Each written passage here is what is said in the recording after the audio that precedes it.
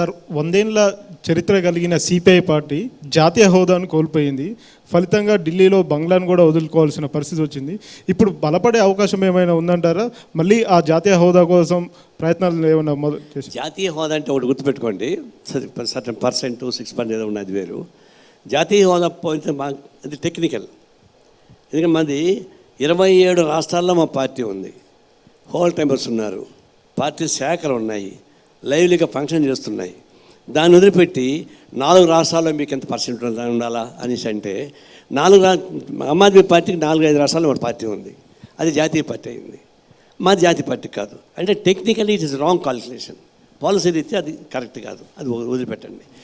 హోదా పోయింది, ఏమవుతుంది? మాకు ఉచితంగా మాకు తమిళనాడు కేరళలో గుర్తింపు ఉన్నాయి కాబట్టి అది గుర్తింపుగా వస్తుంది. ఇప్పుడు మేమేం చేస్తున్నాము, గుర్తింపు లేని చోట కూడా మా ఇండికేషన్ సింబల్ మాకు ఇస్తారు. అయితే మాకు అధికారపూర్వకంగా డీడీలో కానీ వాటిలో కానీ ఉపన్యాసం ఇచ్చే అవకాశం ఉండదు. మిగిలిన చోట్ల ఓటర్లు ఇస్తే ఫ్రీగా ఇవ్వరు, అఖిలపక్షానికి పిలవరు, అంతే తప్ప మాకు ఎలాంటి నష్టం లేదు. మా పార్టీలో మాకే ఉంటాయి, మా కార్యక్రమాలు మాకే ఉంటాయి. కాబట్టి హోదా పోయినంత మాత్రాన మాకు ఒరిగేదేం లేదు. హోదా ఉంటే ఏమవుతుంటే అదొక హోదా. ఆల్ పార్టీ మీటింగ్ కలుస్తాము, తర్వాత డీడీలో వాటిలో ప్రచారం చేయడానికి అవకాశం ఉంటుంది, ఓటర్స్ మాకు ఫ్రీగా ఇస్తారు. అదొకటి తప్ప అంతకన్నా మించి మాకేం పెద్దగా ఇప్పుడు ఓపెన్ పోయింది గుర్తింపు, మాకేం పెద్ద తేడా ఏం కనపడలేదే. నారాయణ గారు ఋషికొండ బీచ్లో పర్యటన చేశారు. ఋషికొండ బీచ్లో పర్యటన చేశారు. అక్కడ ఏదో నిర్మాణాలు భారీగా జరుగుతున్నాయి, పర్యావరణం పైన అత్యాచారం జరుగుతుందని ఆరోపించారు. కానీ అక్కడ ప్రభుత్వానికి క్లీన్ చిట్ ఇచ్చారు. ఎందుకు ఇచ్చారు అంటే మీకు వచ్చిన ఆరోపణలకు విమర్శలకు అక్కడ పొంతన లేకుండా పోయింది. క్లీన్ చిట్ ఏమి ఇచ్చాము? మీరు అన్నట్టు విల్లాలు పర్యాటకుల కోసం కడుతున్నారు, అక్కడ బిల్డింగ్లు కేవలం కడుతున్నారని చెప్పారు కదా. నేను ఆడికి వెళ్ళాలంటే నన్ను అబ్జెక్షన్ పెట్టారు, కోర్టులో వేసాం. కోర్టు పర్మిషన్ మేరకు నన్ను ఒకటే పంపించారు. లోపల పోయినా అఫీషియల్స్తో మాట్లాడాను, ఆ బిల్డింగ్ని చూపించారు. ఇవన్నీ కూడా హాస్టలు, కన్వెన్షన్ హాలు ఇట్లాంటివన్నీ చూపించారు. ఇదేంటిది సీఎం రెసిడెన్సీ అంటే సీఎం రెసిడెన్సీ ఉండే అవకాశం లేదు అని టూరిజం డిపార్ట్మెంట్ నాకు చెప్పింది. నన్ను చెప్పారు. అంటే ఒక డౌట్ ఉన్నా కూడా వాళ్ళు చెప్పిన బిల్డింగ్ చూపించి మేము టూరిజం సంబంధించినవి చేస్తున్నామని చెప్పేసి అని వాళ్ళు చెప్పారు. నేను అదే అప్పటికైతే టూరిజం పైన ఉంది, అది వాళ్ళు మార్చుకుంటున్నారు. ఇప్పుడు మార్చి వాళ్ళు ఆఫీషియల్ చేయాలని తెలుసుకుంటున్నారు. మేము ఒక విధంగా మనం డిపార్ట్మెంట్ మోసం చేసిన లెక్క.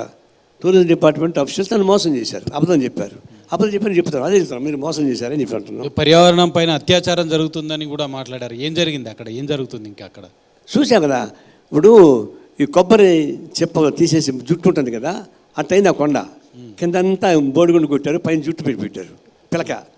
అది అన్యాయం ఒకటి. తర్వాత విశాఖపట్నానికి ఋషికొండ చాలా బ్యూటీ ప్లేస్.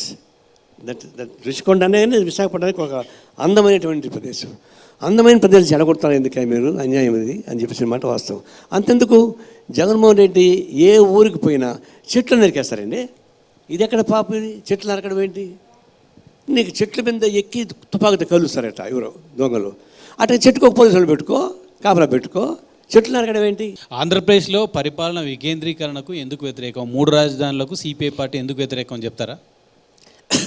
రాయలసీమలో ముందర వర్షాలు లేనప్పుడు చెట్ల కింద కూర్చొని 3 ముక్కలు ఆట ఆడేవాళ్ళు. ప్యాక్ చాలా ఫేమస్, ప్రతి ఊర్లో ఉంటారు 3 ముక్కల ఆట. ఆ 3 ముక్కల ఆట జగన్మోహన్ రెడ్డి ఆడడానికి ప్రయత్నించాడు. ఎక్కడైనా సరే క్యాపిటల్ని 3 ముక్కలుగా చేస్తే అభివృద్ధి అవుతుందా? ఈ ఆడొక బెంచ్ ఈడొక బెంచ్ చేస్తే అభివృద్ధి అవుతుందా? తలకాయ ఉండేవాళ్ళు మాట్లాడతారా? ముందు పరిపాలన వికేంద్రీకరణ జరిగితే కదా. పరిపాలన కాదు, అది పరిపాలన ఎందుకు అవుతుందని నువ్వు డెవలప్మెంట్ పెట్టు. అది కేవలం రాజధాని ఒక పక్కన, ఎగ్జిక్యూటివ్ ఒక పక్కన, ఇంకొకటి ఒక పక్కన అంటే ఇది ఎట్లా సాధ్యం అవుతుంది? ఇది ఒక విధంగా చెప్పాలంటే 3 రాజధాని పేరుతోటి అమరావతిని చెడగొట్టి ఆయన 3 ప్రాంతాల్లో బలం పెంచుకొని ప్రయత్నించే మాట వాస్తవం. కానీ ఒకటి నారాయణ గారు, ఇది ఈ రాజధానుల వ్యవహారాన్ని 2 కులాల పంచాయతీగా చూడవచ్చా?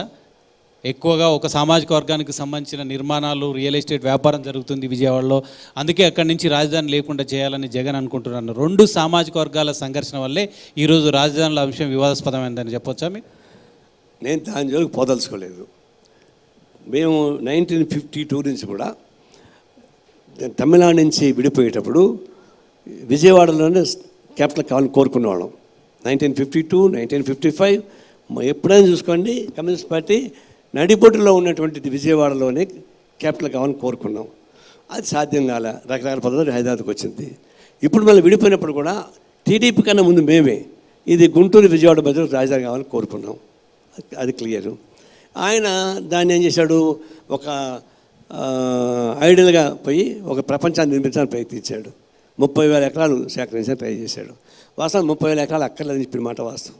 నేను స్టేట్మెంట్ ఇచ్చాను, 4-5 వేల ఎకరాలు సరిపోతుంది, ఫెర్టైల్ ల్యాండ్ అది, మంచి 3 పంటల పండే భూమిని చెడగొడతాను చెప్పానంటే ఆయన ఒక రాయబారి పంపించాను దగ్గరికి, ఐఏఎస్ ఆఫీసర్ని, నువ్వు ఇట్లా మాట్లాడితే ఎట్లా అని చెప్పేసి. ఇప్పుడు అదే మాట్లాడు. నా ఉద్దేశం రాజధానికి అంత అక్కర్లా. ఇప్పుడు ఏమైందండి, 10 ఏళ్ళు అది పోనండి, అమరావతిని కమరావతి అని కూడా వైసీపీ నేతలు చెప్పారు. వాడేమన్నా అనుకోని ఆ కామెంట్ నేను మోదలుచుకోలే.